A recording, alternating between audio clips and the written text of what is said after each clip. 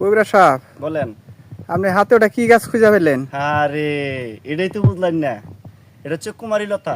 এই কুমারী লতার কার্যকারিতা? কার্যকরিতার যেমন আপনাকে কিছুটা বলি।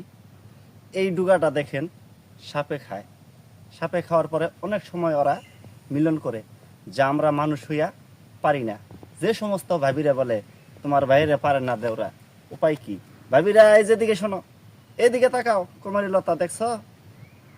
এর ডুগা 7 দিন 7টা খাওয়াইলে ভাবি ফলাইও না, সাবধান। ভাই কিন্তু সবল হবে, তোমার মতো দুর্বল থাকবে না। ওই যে যায় আর আহে, যায় আর আহে, এটা থেকে দূর হবে কুমারী লতার ডুগা। প্রতিদিন নিয়ম করে 7 দিন 7টা সেবন করলে আল্লাহর রহমত ভাবিকে সুখী করতে পারবে, ভাবিকে সুখ দিতে পারবে। আশা করা যায়। মানুষ মিথ্যা, গাছ সত্য। গাছ যদি সত্য না হইতো তাহলে এটাকে সাপে খাইতো না, দীর্ঘ টাইম সাপে মেলামেশা করতো না।